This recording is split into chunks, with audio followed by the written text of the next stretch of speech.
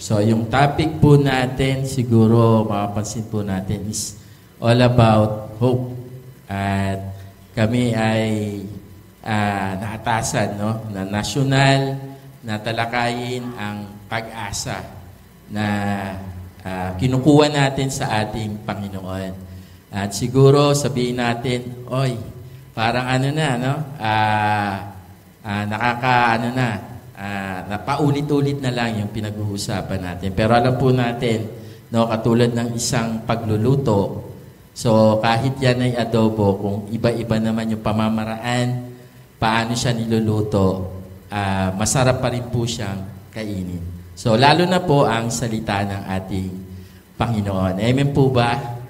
Amen. At sa ating pong pagsisimula, hinihiling ko po na tayong lahat ay tumayo at ating pong basahin ng sabay-sabay ang salita ng Panginoon. Ito po ay matatagpuan sa Roma chapter 5 verse 1-5. Basahin po natin sabay-sabay. Sapagkat napawalang sala na tayo sa pamagitan ng ating pananampalataya. Meron na tayong mapayapang relasyon sa Diyos sa pamagitan ng ating Panginoong Hesus. Verse 2. Kay Jesus, tinatamasa natin ang kagandahang loob ng Diyos at nagagalak dahil sa pag-asang tayo'y makakabahagi sa Kanyang kalwalhatian.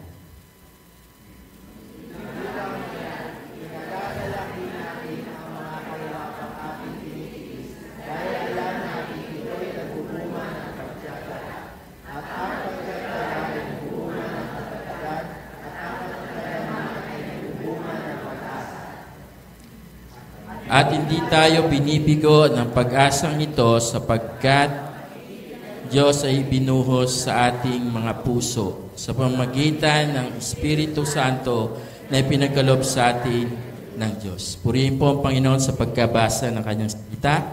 Tayo po ay manalangin.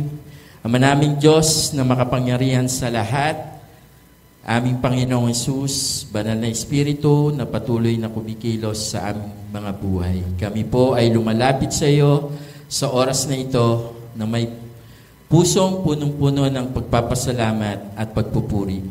Ikaw po ang Alpha at Omega, ang simula at ang wakas. Kinikilala namin ang iyong presensya sa lugar na ito. Salamat sa kaloob ng buhay at pag-ibig na walang hanggan at pagkakataon na magtipon ang bawat isa sa aming magkakapatid bilang katawan mo, Panginoon, upang ikaw ay patuloy na sambahin. Panginoon, inaanyayahan namin ang iyong banal na Espiritu na kumilos sa aming kalagitnaan at punuin ang lugar na to ng iyong kalwalhatian.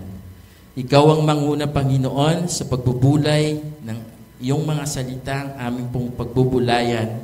Patawarin mo po kami, Panginoon, sa anumang mga kasalanan na aming nagawa at linisin mo kami ang aming puso't isipan upang sambahin ka namin sa Espiritu at sa katotohanan. Alisin mo, Panginoon, ang mga alalahanin, pasanin na humahadlang sa amin sa ganap na pagtuon sa iyo. Pagpalain mo po ang aming pagtitipon at ang mensaheng aming tatanggapin. Hayaan mo, Panginoon, na baguhin ito ang aming buhay. At nawa sa oras ng pagsamba, ito'y mas mapalapit kami sa iyo at palakasin ang aming pananampalataya. Ito po ang aming dalangin sa pangalan ni Jesus. Amen. Tayo po ay makakaupo na.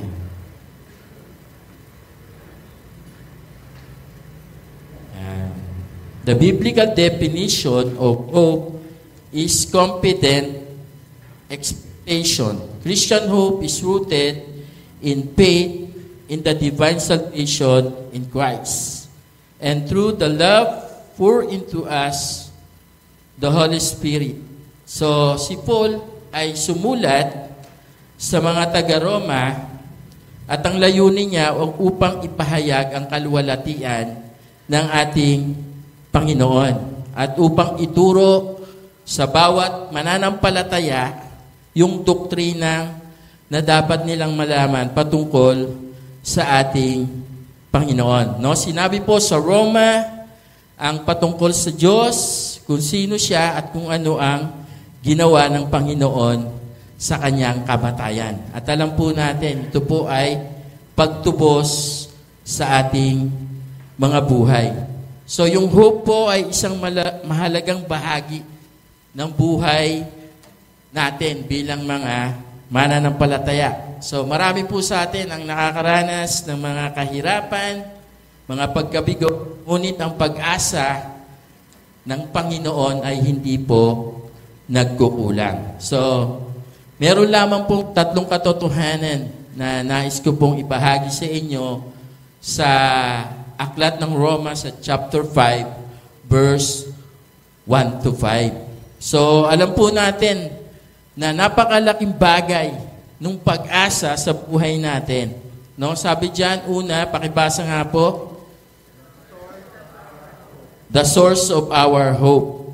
So, yung mundo po natin, umunlad na at malayo na po ang narating. At ang isang bagay na nagpaunlad sa ating mundo, yung source of energy. No? Yung pinagkukunan ng enerhiya o ng kuryente. At ang isang primary source na ginamit ng mga tao nung una ay yung fossil energy o yung coal. At ito yung ginagamit nila. Wala pang ibang pinagkukunan ng enerhiya. Pero sa katagalan, nakita po nila na yung paggamit ng coal, ng fossil energy ay nakakasira na po sa ating mundo, no? Sa ating kapaligiran. Kaya yung mga expert po natin nag-isip saan pa ba pwede tayong kumuha ng source of energy. At hindi naman po sila nabigo at nakahanap po sila ng ibang enerhiyang pagkukunan. Katulad po ng natural gas, yung renewable source of energy. Katulad nung windmill na meron po tayo sa Pilipinas. At yung solar panel. Ganon din yung geothermal at hydro power. Na kung saan nagtutulong-tulong upang makakuha ng sapat na enerhiya na nagagamitin po sa ating mundo, no? Sa mga machinery, no? Sa mga sasakyan, at iba pang mga pangangailangan tungkol sa enerhiya. So, may kita po natin kung yung source of energy pala na nakukuha natin na hindi nagmumula, no, sa Panginoon, katulad ng fossil energy na yan, pag tumatagal po, nakakasira. Kaya tignan po natin, saan ba nakukuha yung source of hope natin bilang mga mananampalataya? No, sabi po sa binasa natin kanina sa Roma chapter 5 verse 1 to 2, sapagkat napawalang sala na tayo sa pamagitan ng ating pananampalataya, meron na tayong mapayapang relasyon sa Diyos sa pamagitan ng ating Panginoong Jesucristo. Verse 2, sa pamagitan ng pananampalataya kay Jesucristo, tinatamasa ang kagandahang loob ng Diyos at tayo'y nagagalak dahil sa pag-asang tayo'y makakabahagi ng kanyang kalwalhatian. No? Sa verse na ito, pinapakita po ni Paul ang malalim na katotohanan sa pamamagitan ng pananampalataya sa ating Panginoong Jesus. Tayo ay inaring ganap at pinahayag na matuwid sa harap ng Diyos. Ang pagbibigay katwiran na ito ay hindi batay sa ating sariling mga gawa o pagsisikap, ngunit ganap kung ano ang ginawa ni Jesus para sa atin sa pamamagitan ng kanyang pagkapako sa krus. No, sabi po diyan sa Romans, hindi ko na mabasa yung yung screen. Romans chapter 5:1 to 2, justified by faith, we have peace with God and access to His grace. So, yung unang magandang resulta ng righteousness na ito ay kapayapaan sa Panginoon. So, sabihin natin, no, tayo mahirap magkaroon ng kapayapaan din sa mundong ating ginagalawan. Minsan, sa ating mga buhay, wala tayong kapayapaan. Minsan, doon pa lang doon sa lugar na tinitira natin, magulo na no? Wala nang kapayapaan. Pero dito, sinasabi, meron tayong kapayapaan sa ating Panginoon. Bago dumating ang ating Panginoon, alam po natin na ang tao ay nahiwalay sa Diyos dahil sa kasalanan. Katulad po natin, dati tayo ay hindi mga mananampalataya. Ngunit po sa pamamagitan ng pananampalataya natin sa ating Panginoon, tayo ay nagkaroon ng pakikipagkasundo sa Diyos. So yung hope na ito ay hindi isang pansamantalang pakiramdam lang ng katahimikan. Ito ay isang malalim na pangmatagalang kapayapaan na nagmumula sa pagkaalam ng ating mga kasalanan ay pinatawad na. Alam po natin yung kasalanan natin, tanging Diyos lang ang pwedeng maglinis at magpatawad. Amen po ba mga kapatid? Ang ating kaugnayan sa Diyos ay naibalik at hindi na tayo nasa ilalim ng paghatol. So, hindi na tayo mapaparusahan pagdating ng Judgment Day.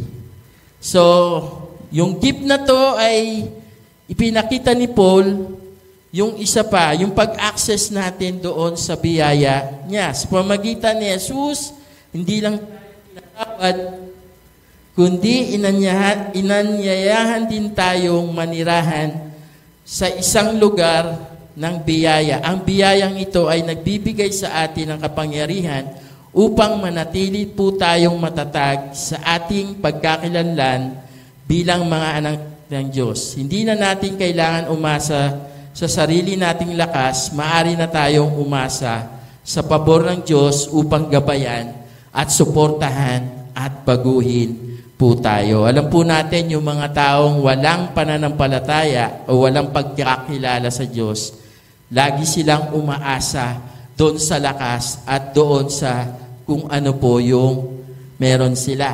Siguro po, hindi po kayo, nabalitaan po natin yung nangyari doon sa California. No, na kung saan, grabe yung wildfire na nangyari. No, sabi ng mga writer doon, yung mga tao doon na sobrang yaman, no, ilan lang doon yung kumikilala sa Diyos. Lahat sila, hindi nila kinikilala ang Panginoon. So, hindi nila inaasahan na pwedeng mangyari yung isang dilubyo ng sunog na yon, na halos lahat ng bahay ay nasunog. No? 30,000 hectares yung nasunog, yung huli kong nabasa. Sabi ko, yung 8 hectares ka, parang di ko kayang liputin. Ano kaya yung 30 hectares? No? Sobrang tindi nung nangyari. No? Upang ipakita sa mga tao na hindi sila pwedeng umasa lang kung anong meron sila, kundi makita nila yung kapangyarihan ng ating Panginoon. No, sabi diyan, hope is not based on circumstances but God promises. Ang tunay na pag-asa hindi po nakasalalay sa patuloy na nagbabagong mga kalagayan natin, kundi sa hindi nagbabagong pangako ng ating Panginoon.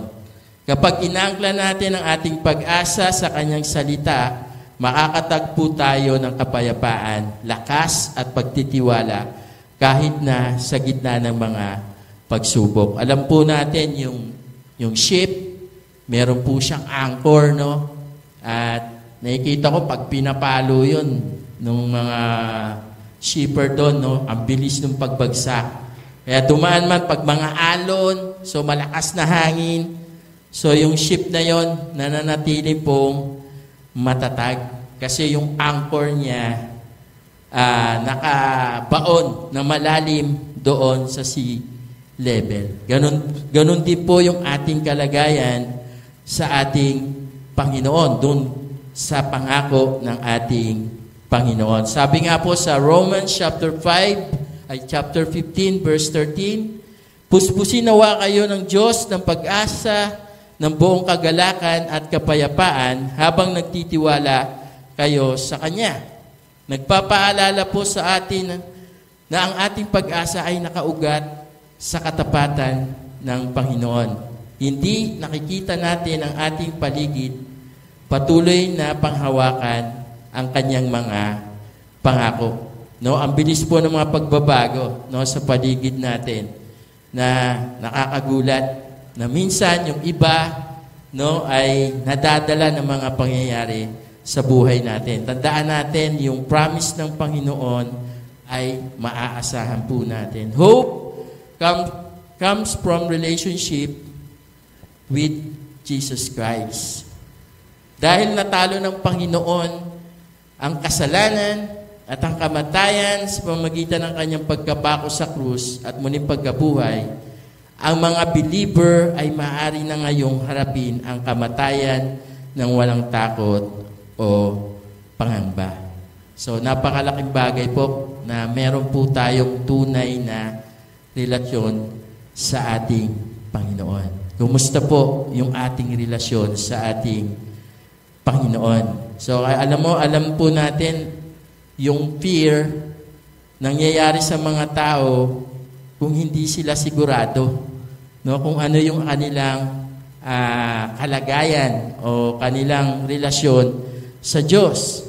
Kaya yung mga hindi lumalago mga anak ng Panginoon, kapag tinatanong about salvation, pag iniiba mo na yung question, iniiba mo na yung tanong, pag tinanong mo, saan ka pupunta? Pag ikaw ay nasagasaan. Hindi ko alam. Hindi ko nga alam natatakot niya ako eh. No, pero ano na siya, no?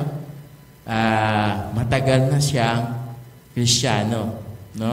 'Yon yung nagiging problema. Kapag yung relasyon natin sa Panginoon ay medyo hindi maganda, no? Dapat maayos ang ugnayan natin sa ating Panginoon.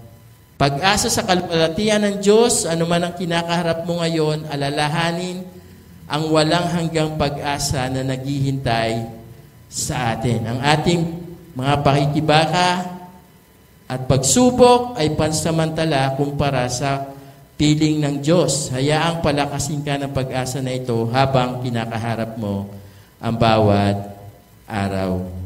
So, tinitignan ko yung church natin, ano na lang, no? Puro halos mga bago na, no? Yung mga the original, unti-unti na po silang pumupunta o kinukuha ng Panginoon at pinapalitan na po ng mga bagong mananampalataya. Kaya minsan pag receive ka ng mga, nakakita ka ng mga posts about sa mga kapatiran, kinuha na ng Panginoon. So nakikita ko sa sarili ko, nasa gitna na kami ng batch. So papalapit na doon sa pagkuha ng Panginoon. So alam po natin yan ay nakatakda na at hindi na po mapipigilan, no? Naka-schedule na po tayo diyan. Pero sana bago po tayo kunin ng Panginoon, masiguro po natin yung ating kalagayan sa Kanya. So, pangalawa po, pakibasa nga po. Ayan. Yung hope po ay nagbibigay ng, nagpapalakas, no, sa pamamagitan ng mga pagsubok. No? Sabi po sa Romans chapter 5, verse 3 to 4, hindi lamang iyan, ikinagagalak din natin ang mga kahirapang ating tinitiis. Dahil alam nating ito ay nagbubunga ng pagtatyaga. At ang pagtatyaga ay nagbubunga ng katatagan, at ang katatagan naman ay nagbubunga ng pag-asa. Sa verse na ito po, tinuturo ni Paul ang isang nakakagulat na katotohanan. So bilang pong mga believer sa ating Panginoon, maaari po tayong magpuri sa ating mga pagdurusa. So, hindi ito nangangahulugan na tinatamasa natin ang sakit o kahirapan. Ngunit ito ay nagsasalita sa isang mas malalim na pagkaunawa sa layunin sa likod ng pagdurusa. No, itinuturo ng ating Panginoon na ang pagdurusa hindi walang kabuluhan. Ito at bahagi ng proseso na ginagamit ng Diyos para dalisayin at palaguin tayo sa ating pananampalataya. No, sino po sa inyo ang So, dati sinisisi natin yung mga problema eh. Yung parang, bakit ba naranasan ko to? Sobrang tindi ng pinagdadaanan ko, sunod-sunod. No, pero biglang lumipas ang panahon at sinasabi mo, Lord, salamat dahil sa pinagdaanan ko, ito yung tinuro mo sa akin. Ito yung nangyari sa buhay ko. Ngayon, maganda. No, hinubog mo ako, Panginoon. Ako, di ko talaga makakalimutan yung 2010 eh. So, yun yung masasabi ko na isang tawag dito, climax pa tawag doon. Isang magandang pangyayari sa buhay ko, nagkaroon po ako ng depression. So, inisip ko dati, bakit ba yung ibang tagal makarecover doon sa depression? Di pa uso po yung mga mental health noon, pero yung depression is a mental health din, no? At nagkaroon po ako noon, sari-saring mga negatibong pumasok sa isipan ko, yung mga problema nagsama-sama na parang ikamamatay ko na. Naalala ko, hindi yung mga kababaihan dyan sa kusina. Nag-uusap sila tungkol sa, may sakit na ako. Baka mamatay na ako. Bigla ako sumingit. Sabi ko, hindi po, mauna ako sa inyo. Kala nila nagbibiro ako, pero noong mga panahon na yon, seryoso ako. May gawain dito, nakahiga lang ako doon. Parang wala ako sa sarili ko. At hindi ko alam kung ako ay makaka-recover. Pero salamat sa Panginoon dahil ginamit niya yon at ginamit niya rin yung mga kapatiran para tulungan ako. At pagkatapos nun, doon ko nakita yung calling ng Panginoon, yung nakita ko yung burden sa paglilingkod sa Panginoon. Kaya sabi ko, Lord, maglilingkod ako sa iyo. Gabayan mo ako, samahan mo ako. Gusto ko nang isuko talaga yung aking buhay sa iyo. Sabi po sa Romans chapter 5, verse 3-4, suffering produce perseverance, character, and hope. Sinasabi ni Paul na ang pagdurusa ay nagbubunga ng pagtitiyaga. Kapag naharap tayo sa pagsubok at kahirapan, napipilitan tayong magtiis. Ang pagtiis o ang pagtitiyaga ay tumutulong sa atin na magkaroon ng spiritual na katatagan. Tinuturuan tayo nito na huwag sumuko kahit mahirap ang ating pinagdaraanan. Ginagamit ng Diyos ang ating mga pagsubok para palakasin tayo, pagbuo ng pundasyon ng pagtitiyaga at pagtitiwala sa Kanyang katapatan. So ang pagtitiyaga ay nagbubunga ng karakter. Habang patuloy tayong nagtitiis, ginagamit ng Diyos ang mga pagsubok upang hubugin tayo. Hinuhubog tayo ng Panginoon ang ating pagkatao upang maging katulad ng ating Panginoong Hesus. Natututo tayong magpasensya. So alam nyo, isa sa mga prayer request lagi ng mga kapatiran, pag-pray mo ako, bigyan ako ng mahabang patient. Sa bagtas, doon na rin, nasusubok na rin yung patient ko. Pero nung ini-evaluate ko yung sarili ko, sabi ko, parang minamadali ko yung mga kapatid ko dito sa bagtas. Parang gusto ko, lumago na sila. Gusto ko, baka kaya mo na mag-preside. Pero nung tinitignan ko yung sarili ko, kailan pa ako nag-preside? Ang tagal din pala, Tagal din pala na napakahabang panahon na marami pang nangyari sa buhay ko dito sa church. Saka pa lang ako nagamit. Samantalang doon sa bagtas, 7 months pa lang. At mga bago pa rin yung mga kapatiran. Nadidisappoint na ako. Dapat marunong na kayo mag-pray. Dapat marunong na kayo mag-preside. Para mabawasan na din yung mga ginagawa ko. Patient. Kasama na po dyan yung relationship natin. Kasama na po dyan yung ating workplace. Yung mga taong nakakasama natin sa ating buhay, sa ministry, na kung saan lahat naman tayo nag-iisip na lumago ang gawain ng Panginoon. Kaya lang, minsan mas gusto natin yung idea natin, yung masusunod, doon tayo nagkaka-problema. No? Pagpapakumbaba. No? Maraming Kristyano, umuunlad, no? Ang ilan, nagiging supervisor, manager, lumalaki yung income, nagiging vlogger, kumikita sa reel. At yun, nakakalimutan na kapag merong sitwasyon, may mga tao nakakalimutan na nila, oy, dati mahirap lang kami. No? Pero ang itsura nila talagang snapping na parang ang hirap ng lapitan. Mataas na. O, saan ba ako upo? No? Malaki ang aking tights. Dapat dito ako sa tapat ng aircon.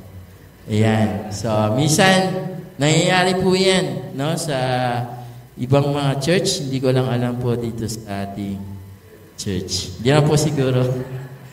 No? At masanay sa mga paghihirap na kinakaharap natin, ang ating pagkatao ay nagiging mas pino at nagsisimula tayong ipakita ang kalikasan ng Diyos na mas malaking paraan. Alam niyo po, pag magaspang, ano po ginagawa? No, ginagamitan ng liha.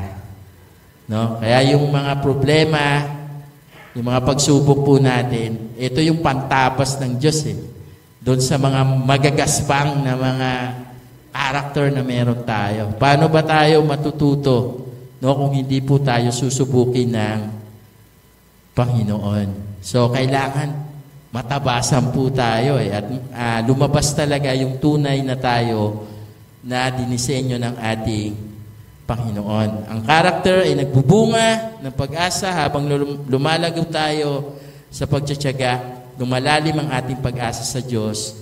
Napapagtanto natin na anuman ang ating kaharap, tapat ang Diyos upang tayo tulungan, lampasan ang mga pagsubok. Maaring masakit ang mga pagsubok na kinakaharap natin, ngunit sa huli ay itinuturo tayo nito sa isang pag-asa na walang hanggan at hindi natitinag. Now, sabi diyan, trials, refine, and strength are faith. No?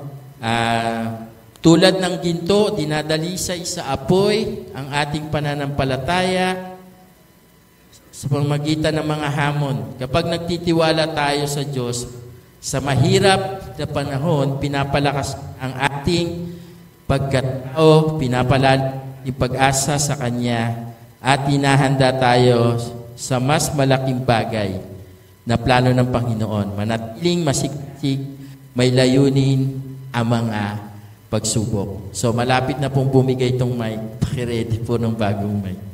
So, parang nagpupugak na po. Baka mawala ng power. Ayan. So, may purpose kasi ang Panginoon, no, sa buhay natin. Hindi lang para tayo ay iligtas, no? Sakipin sa pagdurusa, kundi nais ng Diyos na baguhin tayo. So, bago tayo gamitin ng Panginoon, unti-unti niya tayong hinuhubog sa pamamagitan ng mga problema pinagdaraanan natin. No? Marami pong mga character sa Bible, mga lingkod sa Bible, na dumaan sa matitinding problema. No? Si Paul ay isang lingkod ng Panginoon. No? Pwede natin sabihin, hindi siya katulad ng ibang mga alagad.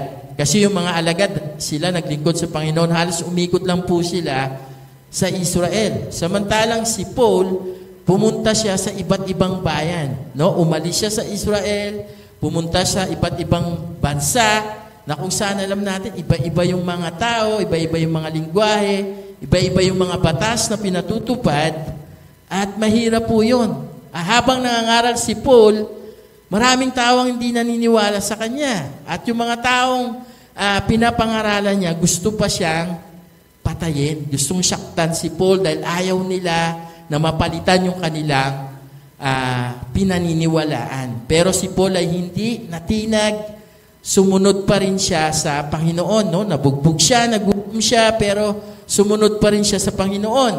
At habang ginagawa niya yung paglilingkod niya sa ating Panginoon, habang naghihirap siya, nakikita niya na yung kanyang sarili ay nagiging mas mabuti. No, tayo, Ewan ko kung lumago po tayo sa ating Panginoon, gagamitin tayo ng Panginoon at maraming bagay ang mangyayari pagdating sa paglilingkod. Kasama naman po dyan yung masasermonan tayo, kasama na po dyan na kailangan nating tanggapin at humingi tayo ng tawad na doon sa ginawa natin ay nagkamali po tayo. No? Kasi mahalaga po yan bilang lingkod ng ating Panginoon. Pero kung ayaw natin ng sermon, ayaw natin na magkamali, ayaw natin na magdusa, hindi po tayo karapat-dapat na maglingkod sa ating Panginoon. Kasi yung paglilingkod po ay pagsasakripisyo sa ating Panginoon. So yung trials, yung pagsubok po ay talagang ginagamit ng Panginoon para tayo ay ubugin. Hope is not wishful thinking but a confident expectation in God's faithfulness.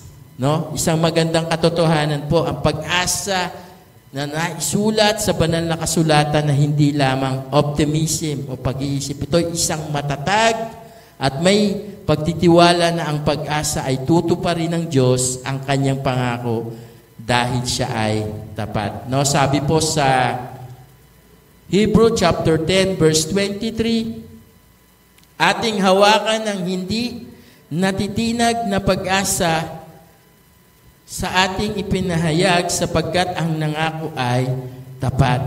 Meron ba kayong naalala na pagkakataon sa buhay nyo na nasabi nyo, Lord, pinabayaan nyo kami. Lord, hindi po kayo naging tapat sa buhay namin.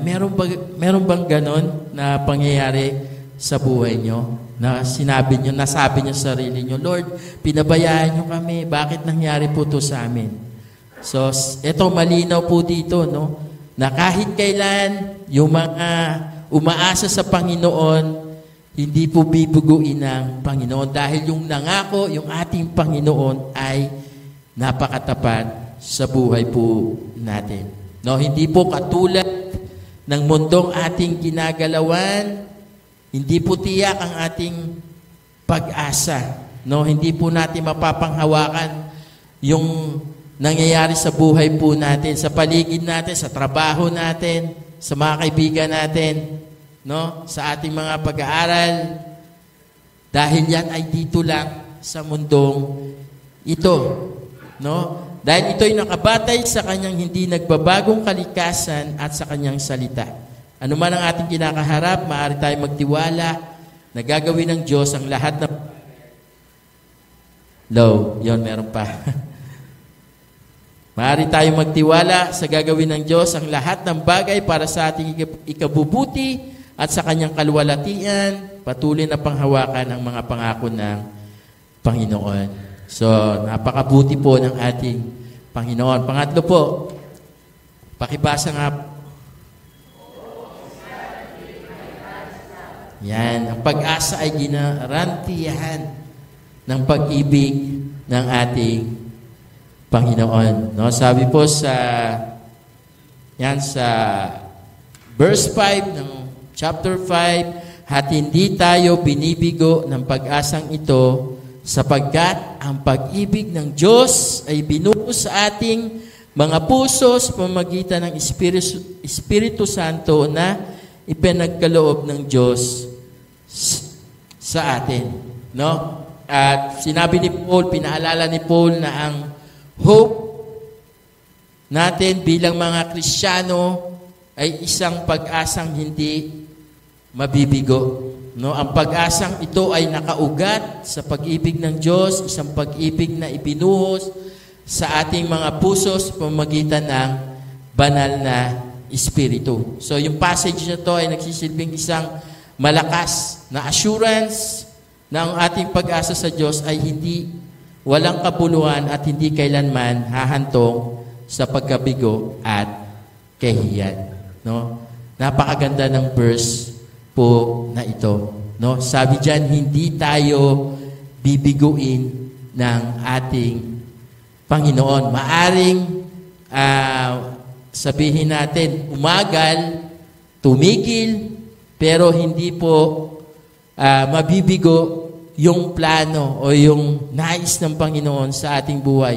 Hindi tayo ikinahihiya ng pag-asang ito dahil ito'y nakabatay sa hindi panandaliang mga bagay, kundi sa hindi nagbabagong tapat na pag-ibig ng Diyos. So, ilang beses ba tayo nagkakasala? No? Ilang beses ba tayo nagkakamali, nabibigo, pero hindi po tayo iiwan ng ating Panginoon. Yung Holy Spirit, nung tinanggap natin ang Panginoon bilang Panginoon at sarili nating tagapagligtas, nandito na po yan sa puso sa buhay natin. No, nasasabi ng iba, napipigati o nasasaktan ng banal na Espiritu, totoo po yan. Kapag inuuna po natin yung mga bagay na hindi ayon sa ating Panginoon. Kung yung kasalanan sinasadya na natin gawin, na yung gawain ng Panginoon, pwede naman tayong pumunta, pero nag-iisip tayo ng dahilan para hindi tayo makapunta. Alam ko na kung ang sasabihin ko sa leader ko. Saan ka na? Ating ka ba ng small group? Ay, kuya, meron po kaming maraming project. Ayan. Tapos pag online ka, alas 12 ng gabi, online pa. Di ko alam kung nagagawa pa sila ng project. Mga palusot. Ewan ko kung ano naman yung palusot ng mga nanay. Maraming labahan. Hindi pa tapos si Coco. Coco Martin. May sinusubaybayan ng mga series, ng mga movie na mas pinahalagahan kaysa ang gawain ng Panginoon. So, sabi ito, ang pag-asa ng tao ay kadalasang maaaring mabigo sa trabaho, sa mga pangyayari na maaaring magbigay ng panghihina sa atin. Ngunit ang pag-asa na mayroon tayo sa ating Panginoon ay tiyak at ligtas na pag-asa na nakasalig sa kanyang pangako.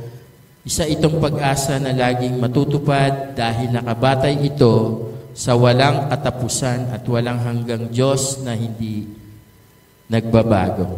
So ang pag-asang ito ay nagiging totoo sa pamamagitan ng pag-ibig ng Diyos na ibinuhos sa ating mga puso. Ang pag-ibig ng Diyos ay hindi isang malayo, malapit. Ang pag-ibig ng Diyos ay nasa atin na. Kaya lang minsan dahil sa mga pangyayari, lagi tayong nagkakaroon ng doubt. Mahal ba ako ng Panginoon? Totoo ba yung pangako ng Panginoon sa buhay ko o sa buhay ng aking pamilya? So kami po ay mahirap lang talaga na pamilya. Nung bata pa ako, ang nanay ko ay labandera. Ang tatay ko ay kung ano-ano ang trabaho. Nagpapataya ng ending, nagpipintura, nagpe-pedicab. Kung ano-anong trabaho, tapos nagiinom siya lagi, araw-araw. So, sa ganong sitwasyon, nung kabataan ka pa, niisip mo, ano ba mangyayari sa buhay namin? So, usong-uso nun, magtrabaho ka sa EPSA. Sabi ko, kailangan ko magtrabaho sa EPSA. Sikat yung Aztec, sana makapasok ako sa Aztec. Kasi pili ko, pag nakapasok ka sa Aztec, sa EPSA, big time ka na eh.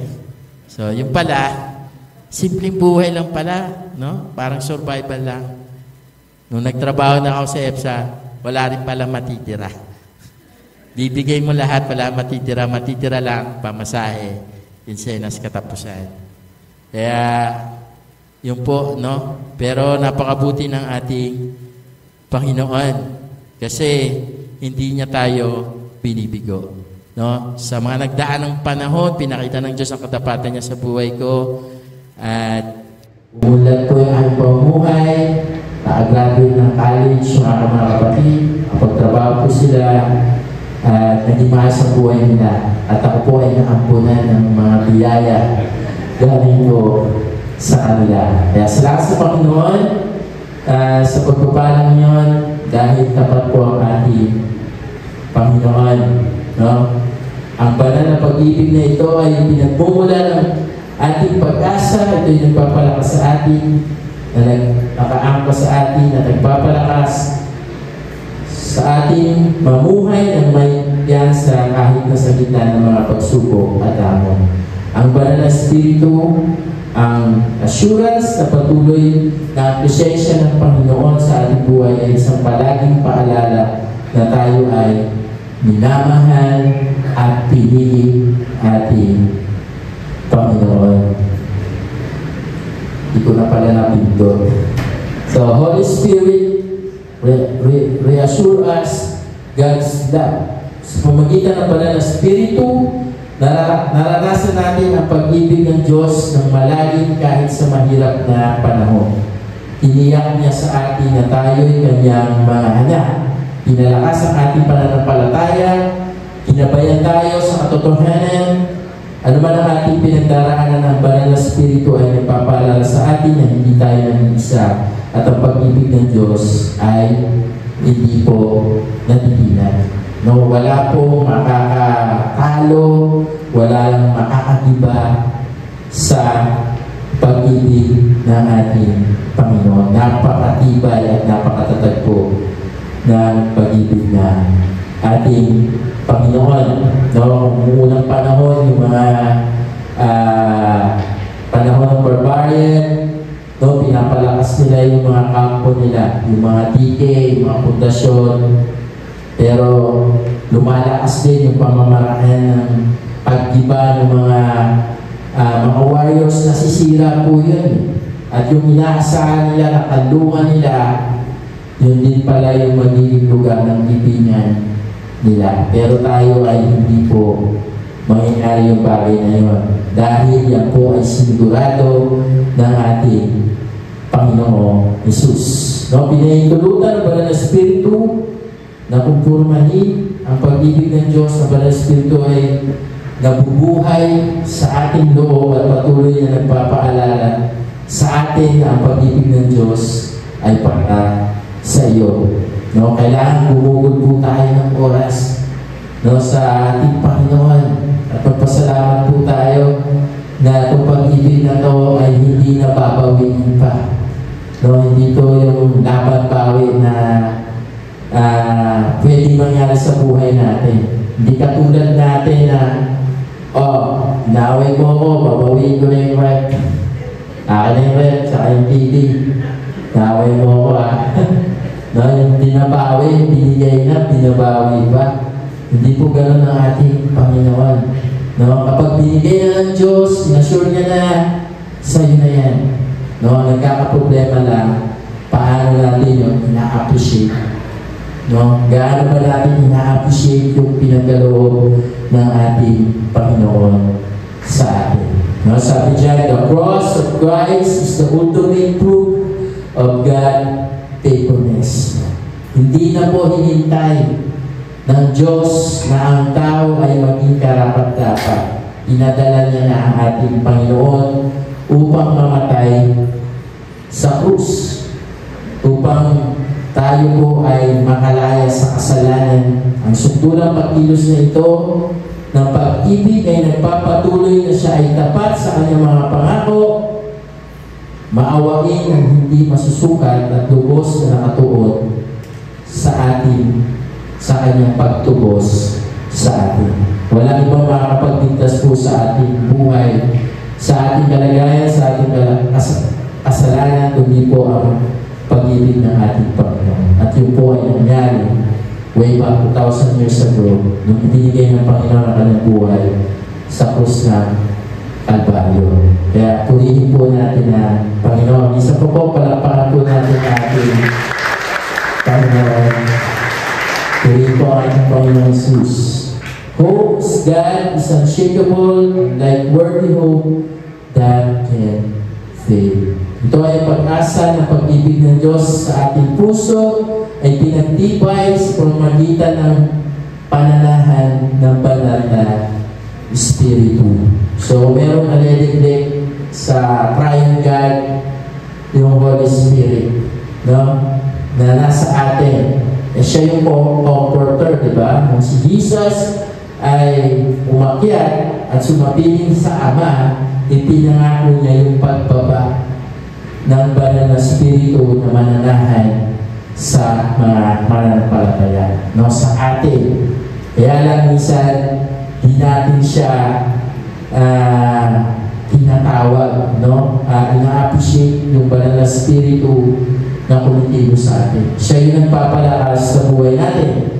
So, matutuklasan natin maraming kabiguan, maaaring magdulot ng mga kahihiyan ng pagkasuklam kung tayo ay bumuhay sa walang laman na pag-asa at mapaninlang ng mundo ito. Ngunit ang ating pag-asa ay sa Diyos ay hindi mabibigo o malilinlang. So, naalala ko may kumanta sa Gary Lee na sa tulong-tulong. No, ano ba yun? Tungkol sa salab. Sabi niya, yung pinakatulong na Panginoon, patawanan siya dahil siya ay nalinlang ng mundong ito. At simula ngayon, sabi niya, isusuko niya na yung buhay niya. So parang doon sa song na yun, dumating siya doon sa punto na una, naglilingkod siya sa Panginoon, napakasigasig mo ngayon paglilingkod sa Panginoon. Pero dumating yung mga opportunity, yung mga pagkakataon na kung saan nailayo siya doon sa pag-ibig ng Panginoon at nagawa niya yung mga bagay na hindi tama at nangyari. Nawala siya doon sa paglilingkod sa Panginoon. At kung nabigo siya, nakita niya na mali yung kanya nagawa. At sinabi niya na nais siyang bumalik sa Panginoon at nais siyang paglingkuran ng ating Panginoon. So yung pangako ng Diyos ay yung hope ng Panginoon na hindi po matitinag. Sabi niya, dahil yan ay tinatakan ng kanyang selyo na hindi masasagot na patunay, hindi mapag-aanlinlangan na katiyakan. Ang kanyang mga salita sa magitan ng banal na spiritu na naninirahan sa loob ng puso ng bawat sa atin na mananampalataya na ibinigay sa atin bilang paunang bayan para sa walang hanggang pag-asa. Nabubuhay sa loob ng bawat isa sa kanyang mga anak. So, sabi po sa tapos na.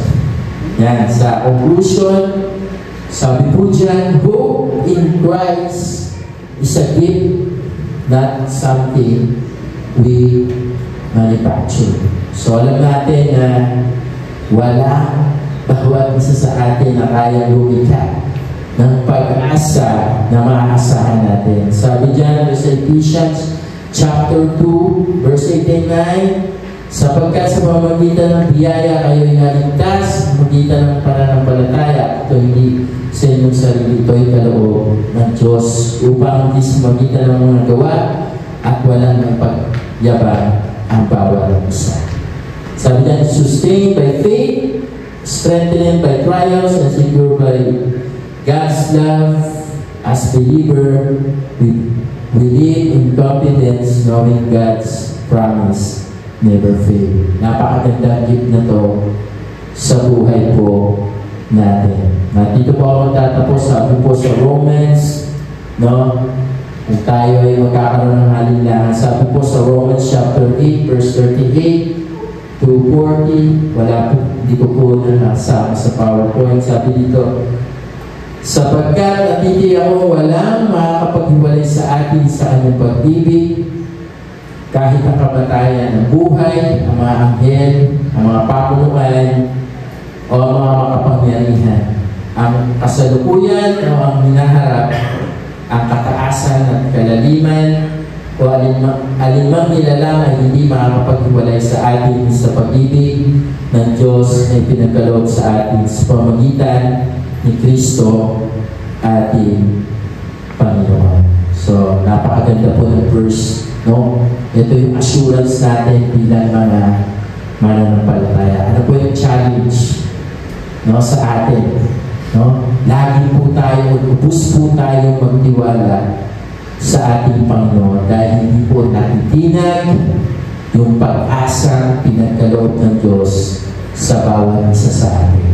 Patuloy po tayong umasa, no, sa pagkilos ng banal na Espiritu sa katiyakan ng pag-ibig ng Diyos. No, yung banal na Espiritu na kumikilos sa atin. No, ito yung magpaparanas at magpapakita sa atin ng kanyang assurance. At higit sa lahat, bilang mga Kristiyano, tinawag po tayo na maging asin at ilaw ng sanlibutan ito. No, ibahagi natin ang asang ito sa mundo na nangangailangan. No, sa bawat taong hindi pa nakakakilala sa ating Panginoon. Pagpalain po tayo ng Panginoon, tayo po tumayo at tayo po ay magwakas sa panalangin. Maraming Diyos na makapangyarihan sa lahat. Salamat po, Ama, sa hindi ka panipaniwalang regalo ng iyong katwiran sa pamamagitan ng pananampalataya kay Jesucristo. Nagpapasalamat po kami, Panginoon, sa kapayapaan ibinigay mo po sa amin at ang biyayang amin po nararanasan. Tulungan mo po kami mamuhay sa bawat araw na may pusong puno ng pagpapasalamat sa pag-asa na meron po sa iyo. Salamat po, Panginoon, sa mga pamamaraan na ginagamit mo ang mga pagdurusa para hubugin at punuin kami. Tulungan mo po kami na makita ang halaga ng mga pagsubok at magtiwala na ikaw ay gumagawa sa loob at sa pamamagitan nito, Panginoon, ay bubuo ng pagtsatsaga at pagkatao at pag-asa sa aming buhay. Nawa, Panginoon, lagi kami umasa sa iyo para sa lakas at tiwala sa iyong pangako na hindi mo po kami iwan. Palakasin mo po kami, Panginoon, ang aming pananampalataya at palalimin ang aming pag-asa sa iyo. Tulungan mo po kami na maranasan ang pag-ibig ng Diyos na mas malalim at mamuhay na may pagtitiwala sa pag-asa na ibinigay mo po sa amin. Salamat po sa katiyakan na hindi mo po kami bituguin. Sa pangalan ni Jesus, na aming Panginoon at sarili naming tagapagligtas, lahat po tayo magsabi na Amen. Tuloy po, Panginoon.